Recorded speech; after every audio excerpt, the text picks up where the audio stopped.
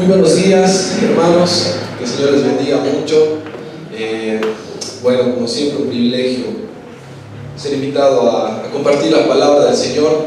Es hermoso ser parte de lo que el Señor está haciendo cada domingo, porque podemos ver la fidelidad del Señor y cómo Él nos habla por medio de su palabra.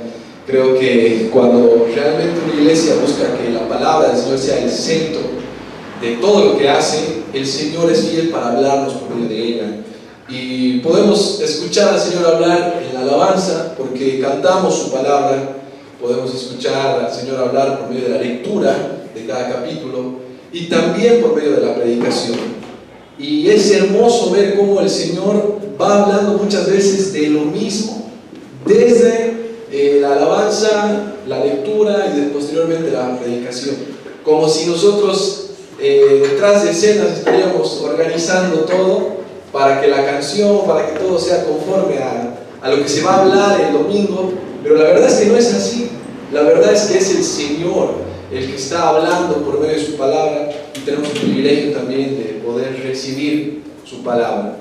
Así que, hermanos, es hermoso también poder estudiar una serie y que nos toque un texto a predicar cada domingo.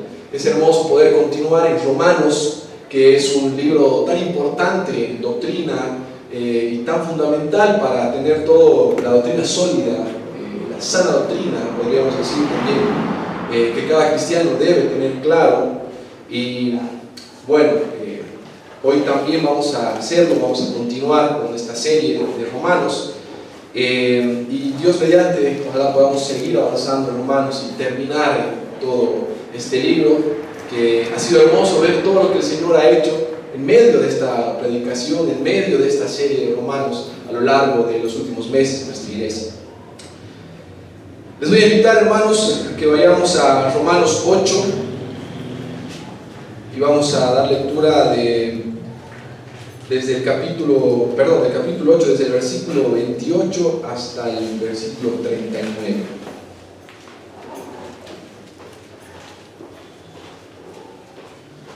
Romanos 8, del 28 al 39.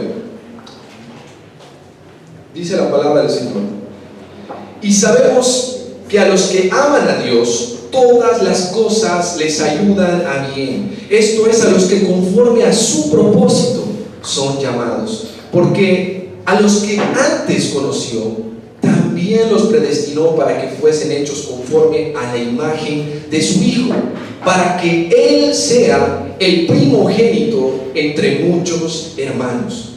Y a los que predestinó, a estos también llamó, y a los que llamó, a estos también justificó, y a los que justificó, a estos también glorificó.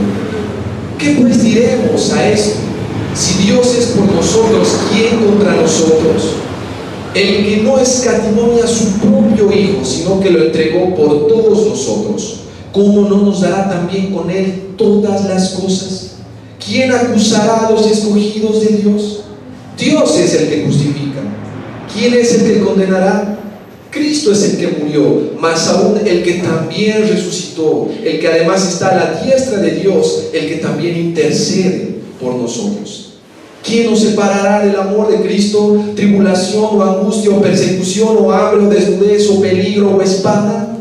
Como está escrito: por causa de ti somos muertos todo el tiempo, somos contados como ovejas de matadero.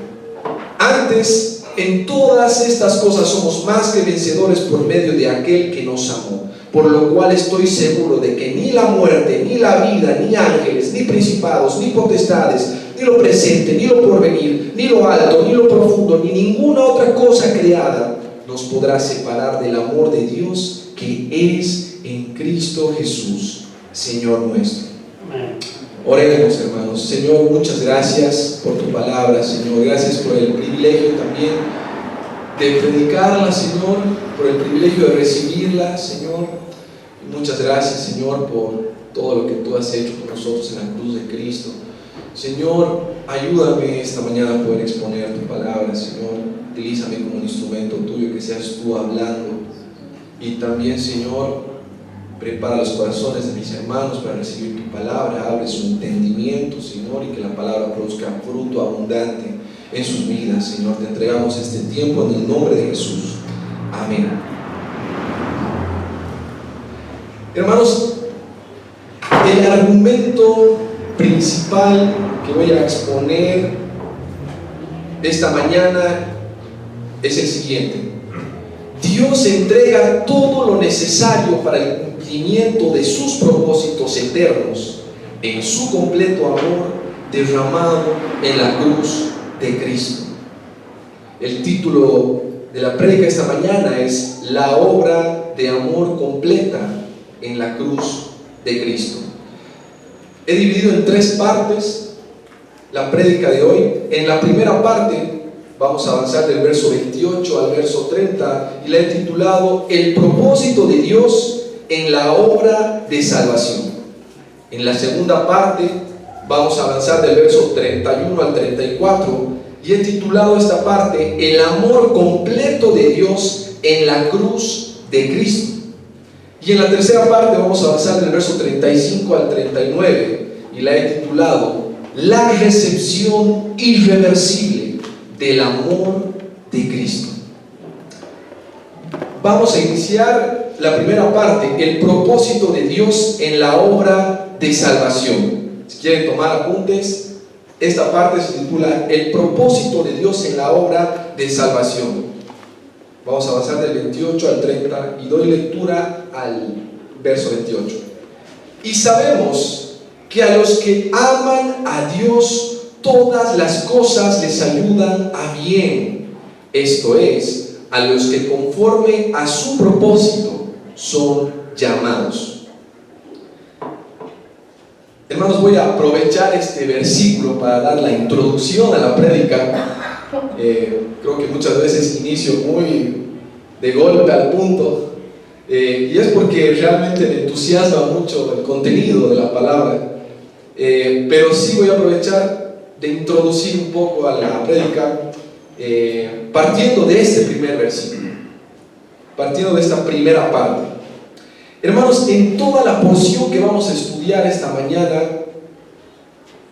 se está refiriendo, o la palabra está hablando a un grupo de personas. Este grupo de personas son los creyentes convertidos, que aquí se les llama o se les menciona como aquellos que aman a Dios, aquellos que aman a Dios.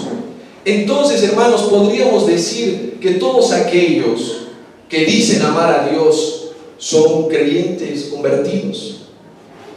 Este es un versículo, hermanos, que fácilmente podría utilizarse para decir: tienes que amar a Dios y todo te va a ir bien. Es fácil utilizar este versículo para poder utilizar a Dios y alcanzar nuestros propósitos, intercambiando el amor que le damos por el beneficio que Él nos puede dar. Entonces, si sería así, hermanos, yo te podría decir en esta mañana que tomes la decisión de amar a Dios para que te vaya bien en todo, que decidas amar a Dios por sobre todas las cosas para que te vaya bien a todo. Y hermanos, hemos aprendido de muchos pastores buenos de que el amor no es una emoción, sino una decisión. Y es algo correcto, estoy en gran parte de acuerdo con esto, porque el amor del Señor es un amor que requiere intencionalidad, requiere servicio, requiere decidir sacrificarnos voluntariamente por el bien del otro.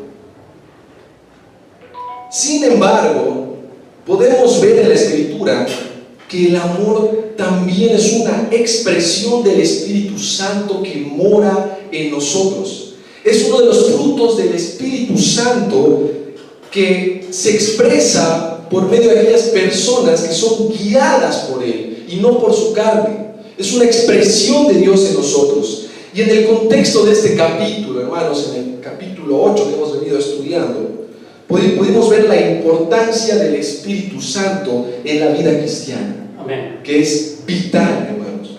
Y el Espíritu Santo también tiene parte en lo que vamos a ver hoy. Hermanos, el amor es parte de la naturaleza divina que se expresa por medio de nosotros y no solamente una decisión de la voluntad humana. El amor es parte de la naturaleza divina que se expresa por medio de nosotros y no solamente una decisión de la voluntad humana. Entonces, hermanos, en primer lugar, es el Espíritu Santo el que nos capacita para amar, para servir y para obedecer a Dios. En segundo lugar, hermanos, la Escritura nos dice en 1 Juan 4, 19, nosotros le amamos a Él, nosotros amamos a Dios porque Él nos amó primero.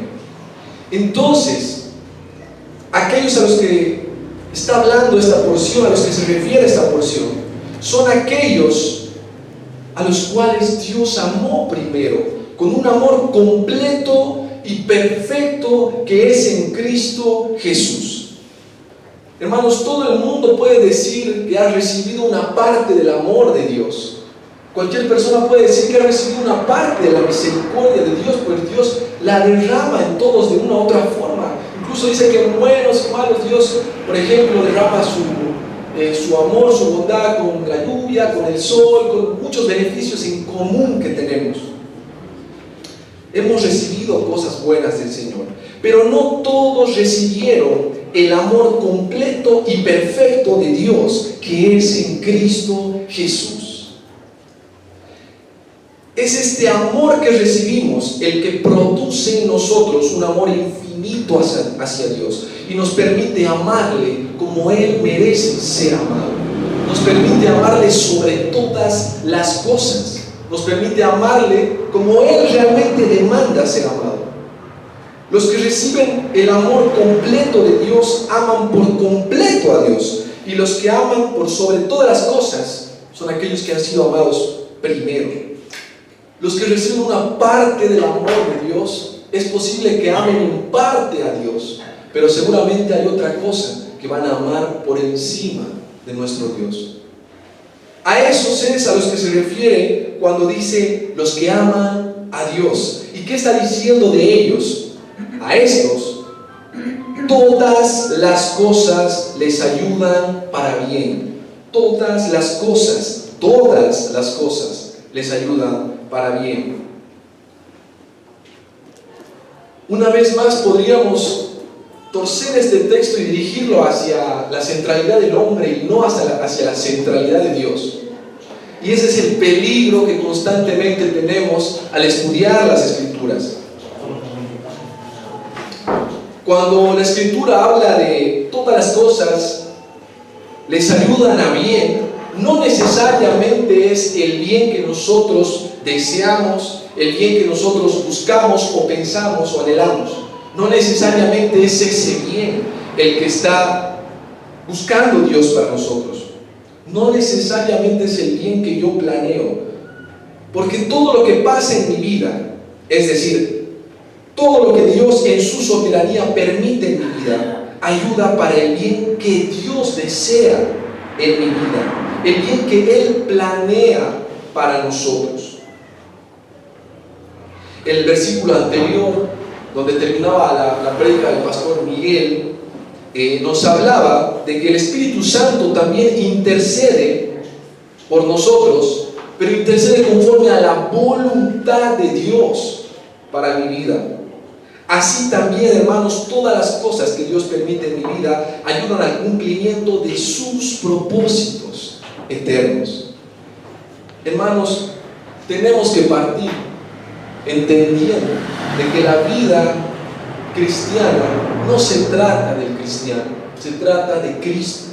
La vida cristiana tiene al centro de todas las cosas a Jesucristo y no al hombre. Pasamos al verso 29, ahora sí, damos lectura. Porque a los que antes conoció, también los predestinó para que fuesen hechos conforme a la imagen de su Hijo. En Biblia de las Américas dice, también los predestinó a ser hechos conforme a la imagen de su Hijo, para que Él sea el primogénito entre muchos hermanos. Este versículo y prácticamente toda la porción que vamos a estudiar hoy se utiliza mucho en teología para hablar acerca de la predestinación. Es un estudio sumamente profundo de cómo Dios escoge y cómo Él ejerce su soberanía para salvar y la forma en la que lo hace. Sin embargo, hermanos, creo que hay otras partes en la Escritura y en Romanos donde van a enfatizar aún más la elección soberana de Dios para la salvación. Creo que hablar de la predestinación es hablar más de la forma, del medio, de cómo Dios ejerce su obra de salvación. Y creo que es algo importante, pero quisiera hacer un énfasis especial ahora en algo que también está tocando esta parte, que me parece aún más importante, que es el propósito de Dios en su gloriosa salvación. El propósito de Dios en su gloriosa obra de salvación. Hermanos, Dios tiene un propósito para llamarnos. Dios tiene un propósito para llamarnos. Ese propósito, conforme a este versículo, es adoptarnos como hijos y ser forjados a la imagen de Jesús. Conforme al contexto, entendemos que ese propósito es adoptarnos como hijos y ser forjados a la imagen de Jesús. Fuimos elegidos para ser hechos conforme a la imagen de Jesús. Fuimos elegidos por Dios y destinados a ser hechos conforme a la imagen de Jesús. Ese es nuestro destino. Fuimos destinados para eso y elegidos para eso. Ese es su propósito para nosotros en la obra de salvación. Pero Dios tiene un propósito superior a este, que también lo podemos ver en esta parte de las Escrituras. Y el primero va a ayudar al cumplimiento del segundo. La palabra dice que Dios hace lo primero, es decir, hacernos conforme a la imagen de su Hijo, para lograr lo segundo, es decir, para que Él tenga la preeminencia entre muchos hermanos, la primogenitura entre muchos hermanos. Es decir, Dios nos adopta por amor y por misericordia. Pero eso es parte de un propósito mayor, el de glorificar a Cristo como el Hijo primogénito. La palabra clave de aquí creo es resaltar el para, el cual aclara el propósito, el para qué. Para que Jesús sea el primogénito y tenga la preeminencia en todo. Una vez más, hermanos, se trata de Cristo y no de nosotros. Una y otra vez se trata de Jesucristo y no de nosotros. Como el pastor Iván nos predicaba el anterior domingo, ser el primogénito, cuando la Biblia habla de primogénito en el contexto judío, no necesariamente se refiere a ser el primero en haber nacido, sino más a una jerarquía. El primogénito tiene una diferenciación, un derecho especial entre todos y tiene mayor autoridad entre todos. Tiene que ver con una posición y un rango. El hijo que tenía todo el derecho a la herencia. Aunque aquí, hermanos, habla de ser hermanos de Jesús, donde aparentemente seremos iguales a Jesús. Aunque aquí habla de eso, hermanos, Jesús es siempre y será siempre nuestro Señor. Siempre tendrá la preeminencia, la supremacía, la prioridad y la gloria sobre toda gloria. Pasamos al verso 30, hermanos. Y a los que predestinó, a estos también llamó. Y a los que llamó, a estos también justificó. Y a los que justificó, a estos también glorificó. Hermanos, en este verso podemos ver de que Dios no solo nos llama para cumplir sus propósitos en nosotros. No solamente nos llama para cumplir sus propósitos en nosotros, sino que también se asegura de que se cumplirán por completo. No solo nos llama, sino también se asegura de que sus propósitos se van a cumplir por completo. A este versículo normalmente se lo nombra como la cadena dorada de la salvación. La cadena dorada de la salvación, ya que nada ni nadie la puede romper. Y este versículo nos habla de que nuestra salvación es completamente segura y está asegurada por Dios. Su propósito se cumple por completo en la obra de salvación hasta la glorificación. Y vemos que hasta ese punto es donde la obra continúa. La parte final del proceso de salvación, que todavía no ha llegado, es esencial en la obra de salvación, la glorificación. Ahí, hermanos, en la parte final, la que todavía no hemos recibido, ahí recibiremos un cuerpo celestial similar al de Cristo, y Cristo será glorificado como el primogénito entre muchos hermanos. Ahí se termina de cumplir ese propósito glorioso de Dios. Hablábamos en la anterior prédica que me tocaba compartir, que no hemos recibido todavía todos los beneficios de haber sido hechos hijos de Dios, pero que en la glorificación sí los vamos a recibir. Y esta es tan maravillosa que nuestra mente no puede entender lo hermosa, maravillosa y grandiosa que es. Entonces, hermanos, teniendo claros los propósitos de Dios para la salvación del hombre y que fuimos predestinados para ellos, podemos ver que desde la eternidad, ¿no? Desde antes de la fundación del mundo, podríamos decir también, desde antes Él nos conoció, nos amó y nos predestinó. Pero en un momento de nuestra vida, Él también nos llamó de una manera tan fuerte, podríamos decir, que no podríamos resistir a ese llamado. Es decir, te atrajo hacia Él. Algunos dicen, te arrastró hacia Él para ser justificado. Te llamó para ser justificado por la fe salvadora que Él mismo nos dio. Esa fe que viene por el oír, y el oír por la palabra de Dios. Esa fe que Él mismo nos da, y esa fe que nos justifica. Además, Él envió a su Espíritu Santo para vivir en nosotros.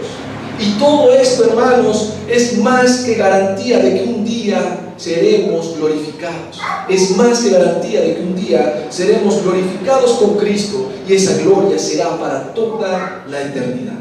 Volvamos a leer el texto que dice: y a los que predestinó, a estos también llamó, y a los que llamó, a estos también justificó, y a los que justificó, a estos también glorificó.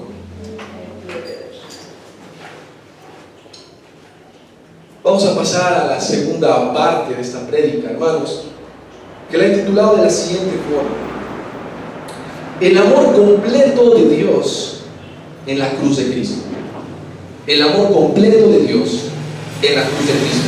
Y vamos a avanzar del verso 31 hasta el verso 34. Dice el verso 31: ¿qué pues diremos a esto? Si Dios es por nosotros, ¿quién contra nosotros? ¿Qué pues diremos a esto?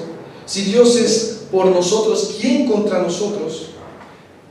Tratando de aclarar un poco, podríamos plantear también esto de la siguiente forma: si Dios hace todo en favor del cumplimiento de sus propósitos eternos, ¿quién podrá impedir el cumplimiento de los mismos? ¿Quién podrá interponerse en esto que Dios está haciendo? Dios no es, hermanos, el ayudante que necesitamos para cumplir nuestros planes y nuestros propósitos, porque una vez más es fácil entenderlo de esta manera, como si Dios estaría trabajando para nosotros en el cumplimiento de nuestros planes. Dios no está interesado en nuestros planes, hermanos, sino en los suyos, y Él vela por el cumplimiento de sus planes.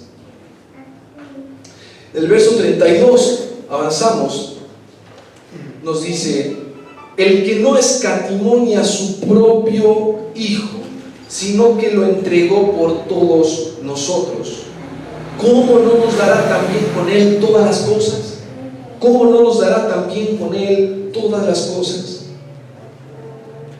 Hermanos, en Juan 3:16, es un versículo necesario a citar y recordar, nos dice que porque por tal manera amó Dios al mundo, que ha dado a su Hijo unigénito, para que todo aquel que en él cree no se pierda, mas tenga vida eterna. Hermanos, el corazón de Dios es movido a misericordia y amor al vernos en una situación de condenación donde no podemos hacer nada para salir de ahí. Y nuestra salvación es el motivo por el cual Cristo vino a morir en la cruz. Creo que eso lo sabemos, lo entendemos, lo tenemos claro. Nuestra salvación es el motivo por el cual Cristo vino a morir en la cruz. Pero hermanos, al mismo tiempo, esto es parte de un plan superior de Dios, que es glorificar a Jesucristo, glorificar al Hijo, dar toda la gloria a Cristo por la salvación del mundo. El amor perfecto y completo de Dios, que es en Cristo Jesús, viene con todas las cosas necesarias para el cumplimiento de sus propósitos eternos. El amor perfecto y completo de Dios, que es en Cristo Jesús, viene con todas las cosas necesarias, todo lo que se necesita para el cumplimiento de sus propósitos eternos.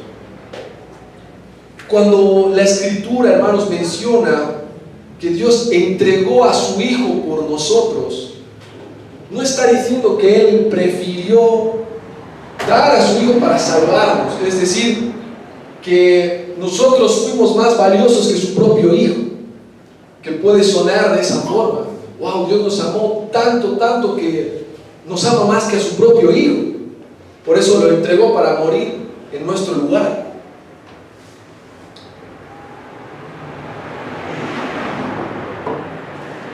Creo que cuando la Escritura menciona que Dios entregó a su Hijo por nosotros, no se refiere que prefirió el bien nuestro antes que el bien de su Hijo, sino que estas dos cosas se cumplen al mismo tiempo, que pasa tanto lo uno como lo otro. Para entender el enorme valor, hermanos, de lo que Cristo hizo en la cruz, debemos una vez más recordar quién es ese Jesús. Debemos entender que Cristo no existe para nosotros, que no es Él para nosotros, es decir, no somos nosotros el centro de sus propósitos y de su vida. Debemos recordar que nosotros fuimos creados por Cristo y para Cristo, una y otra vez. Fuimos creados por medio de Él y para Él, dice la palabra. Y ese Cristo glorioso, divino, eterno, del cual justamente predicaba el pastor Iván, se entregó por nosotros. Por su gran misericordia y amor, ese Cristo divino es el que se entrega por nosotros. Y así también el Padre está dando a ese Hijo glorioso para nuestra salvación y nuestra redención. Debemos entender, hermanos, el enorme sacrificio que Dios hizo para salvarnos. El sacrificio más grande que puede haber. Para hacernos una idea, hermanos, la Biblia nos muestra que para crear el universo, Dios simplemente tuvo que hablar. Él tuvo que hablar y se crearon todas las cosas. Hermanos, para salvarnos, Dios tuvo que hacerse hombre, morir en una cruz siendo humillado hasta lo sumo y después resucitar por nosotros. Hermanos, si para cumplir sus propósitos eternos Él dio lo más valioso y pagó el precio más alto en la cruz de Cristo, ¿cómo no nos dará con Cristo también todas las cosas? ¿Cómo no nos dará junto con Cristo todo lo demás que necesitamos? Hermanos, en la cruz de Cristo se encuentra todo el amor de Dios. Y en el amor de Dios se encuentra todo lo que verdaderamente necesitamos. Amén. En la cruz de Cristo se encuentra todo el amor de Dios. El verso 33 dice: ¿quién acusará a los escogidos de Dios? Dios es el que justifica. ¿Quién acusará a los escogidos de Dios? Dios es el que justifica. Hermanos, si Dios es el que escogió por pura gracia, sin ningún merecimiento, Él escogió en su plena voluntad, en su total soberanía, y sin que nosotros tengamos algo en especial o en particular. Entonces, hermanos, ¿quién puede acusar o señalar nuestras faltas o nuestras insuficiencias? ¿Quién puede señalar a los escogidos de Dios para decir que no merecen ese privilegio? ¿Quién puede señalar para decir que no lo merecen? Hermanos, está claro que no lo merecemos. Está clarísimo que no lo merecemos. Pero la salvación no es por merecimiento, es por gracia. Es por gracia y por medio de la fe. Es por la voluntad soberana de Dios. Él salva al que quiere salvar. Depende por completo de Él y no de nosotros. Si Dios declara a alguien justo, nadie tiene la autoridad de quitar ese derecho supremo. Nadie tiene la autoridad de hacerlo. Más aún, hermanos, sabiendo que esa justicia costó la preciosa sangre del Hijo de Dios. Nadie puede declarar o revertir lo que Jesucristo hizo en la cruz por nosotros.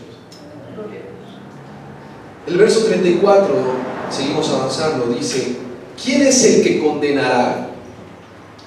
Cristo es el que murió, más aún el que también resucitó, el que además está a la diestra de Dios, el que también intercede por nosotros. Hermanos, ¿cómo seremos condenados? ¿O cómo temes tal vez ser condenado? Si Jesús fue condenado en tu lugar. Si Jesús fue condenado en tu lugar, y ahora Él reina e intercede por nosotros a la diestra del Padre. Hermanos, Jesús murió y resucitó por nosotros.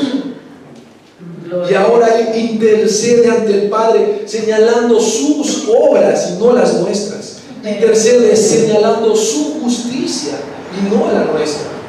Hermanos, nuestra salvación es completamente segura y no podemos perderla, porque nunca dependió de nosotros ganarla o perderla, sino de Dios.